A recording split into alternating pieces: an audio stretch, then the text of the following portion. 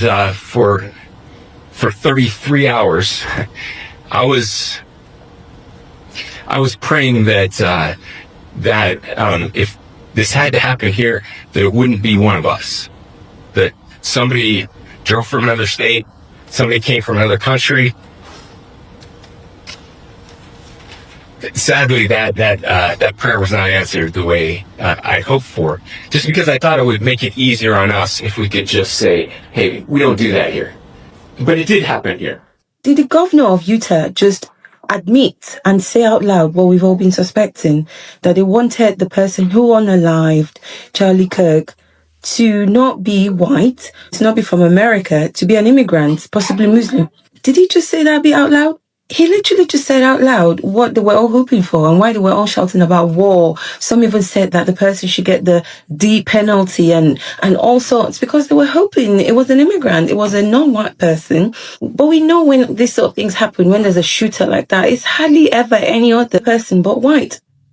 The Grand Old Party has been out in these streets for the last couple of days talking about this is war, we want a war, with the liberals, with the Democrats, for what happened to old Charlie.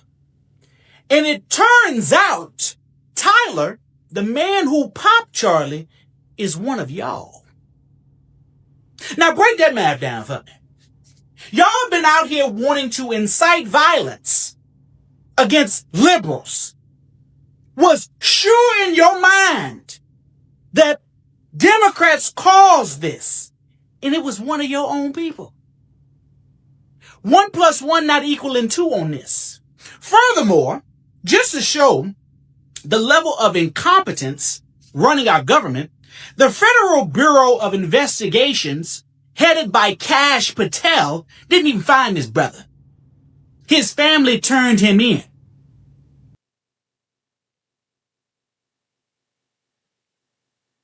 Some of these MAGA guys are acting like this is a liberal declaration of war. If they could do this, they are capable of anything. I think that was the message.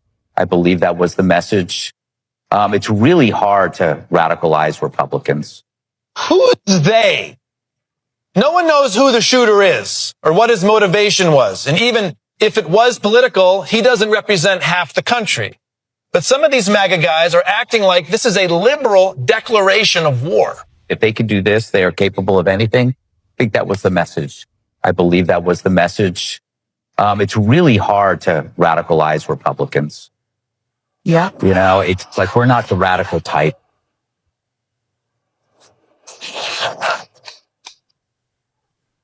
I'm sorry. First off, it's not that hard to radicalize Republicans. You guys almost burned down the country because Cracker Barrel changed its font.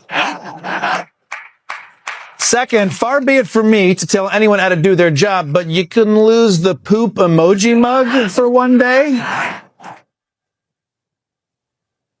When Walter Cronkite broke the news about the Kennedy assassination, he didn't come out in a wacky novelty bow tie. I did not expect a groan from the audience on the novelty bow tie. And also, once again, who is they? Does anyone want to specify who they is, or are we just going to keep talking about all that they do? They are at war with us. Whether we want to accept it or not, they are at war with us. Trump gets hit in the ear. Charlie gets shot dead. They came after Kavanaugh with a rifle to his neighborhood. They went after Musk's cars. Sort of petered out there at the end, huh, Jesse? If you're trying to rile people up for war, maybe leave out the car vandalism. I mean, the hypocrisy of eulogizing and idolizing Charlie Kirk as a political martyr and political hero is staggering. The depth of gaslighting, untruths, the shameful opportunistic politicization of his assassination is a clear attempt to rewrite his history now. Now, we know exactly who Charlie Kirk was, and there's no way on God's earth we're going to let you tell us what he was not. Charlie Kirk's legacy is a legacy of hate.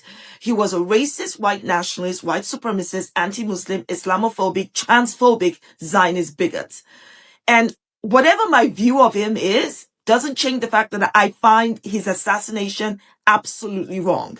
You know, multiple truths can coexist. First off, these hypocrites, his supporters, are manufacturing a crisis of war and using him as their symbol to go fight. Fight what exactly? Let me just say with my full chest that I am glad that it's not a black or immigrant that killed Charlie Kirk. Because you know it is a white person that killed him. You know that, right? If there had been a black or immigrant, that information would have leaked out a long time ago. And this whole apparatus of hate would have been targeted against the people who Charlie Kirk has spent his entire existence targeting. Let not the irony be lost on you that the same Charlie Kirk that pathologized black people as criminals and went on and on about black on black crime is now the face and symbol of white on white crime, which we all know is far worse than black on black crime. These same hypocrites tell us there is no place for political violence. I agree. But Charlie Kirk was politically violent. His language was politically violent. He supported gun violence and opposed gun control.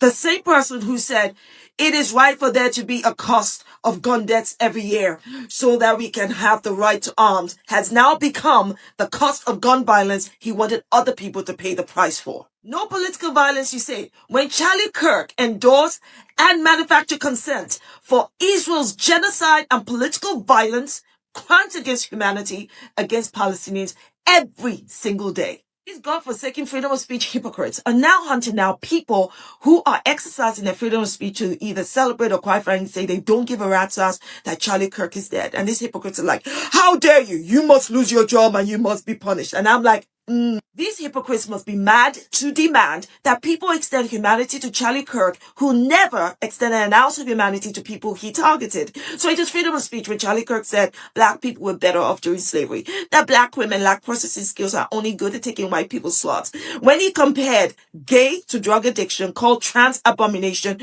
spewed anti-Muslim and Islamophobic hate, pushed white supremacist agenda against black and brown people, pushed white nationalist agenda against immigrants. The reason that right-wingers are so upset about everyone's response to what happened to Charlie Kirk is because they engineered it. Everyone is condemning political violence. Everyone is talking about how what happened is a crime, etc., etc. But that's still not enough for them because people just don't feel any sympathy for Charlie Kirk. I've received threats to my personal safety for just talking about it. But you guys are the ones who spent the last 8 months telling us how empathy is weakness.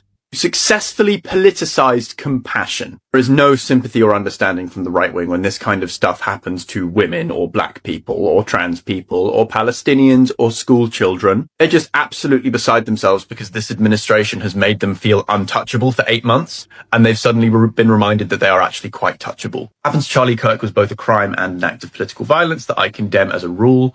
But he lost his life defending the same toxic, poisonous, anti-human values that he had been defending and spewing out into the world his entire life. Therefore, I will neither feign shock nor sympathy for such a man. I will only condemn the crime. Charlie Kirk was murdered at 12:23 p.m. on Wednesday. And what nobody is talking about is just 7 minutes later at 12:30 p.m., 470 miles away in Evergreen, Colorado, 16-year-old Desmond Holley pulled out a pistol and shot his high school up. He emptied the gun, reloaded, and kept shooting, and ended up shooting 2 students in the process. One is still in the hospital in critical care with life-threatening injuries, and the other one's been released. And Desmond, sadly, he turned the gun on himself and ate a bullet. Now, authorities are saying this 16-year-old kid was radicalized by some extremist groups. What groups those are, we don't know. I would be remiss if I didn't point out that as of 2023, Evergreen, Colorado had a population of 8,643, and only 73 black Americans lived in the community. And when it comes to crime, Evergreen almost has none. They have no reported murders in the last few years. And I hope white people are starting to realize that the booming epidemic of white-on-white crime is reaching their neighborhoods. And while this may be hard for some of you to hear, our version of gang shootings are school shootings. And have we become so desensitized to school shootings that we just don't talk about them anymore? It wasn't fair that those 2 students were shot, and it wasn't fair that their fellow students saw them shot.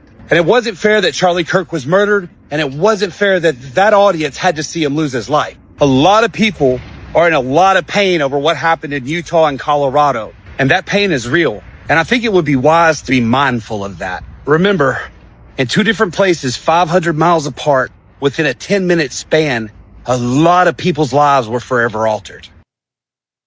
The reaction to Charlie Kirk's assassination has been split right down the middle. On one side, you got MAGA voices calling for war, trying to paint this as some kind of a liberal conspiracy. But when the facts came out, it turned out the shooter was one of their own. And that changes the whole story, doesn't it? And then you got people who simply refuse to pretend that Kirk was some kind of a saint. And they're not shedding tears because they remember the things he said, the groups he attacked, and the hate he built his platform on. That's not cruelty. That's people refusing to rewrite history. And at the same time, there's no celebrating political violence here. It's still a crime. But the hypocrisy of his supporters demanding sympathy, while they never showed any to the communities Kirk spent his career targeting, that's hard to ignore. So what's the take from all this? It shows how dangerous it is to build a brand on division and hate. Because when your message is all about tearing people down, you shouldn't expect unity or compassion when the tables turn.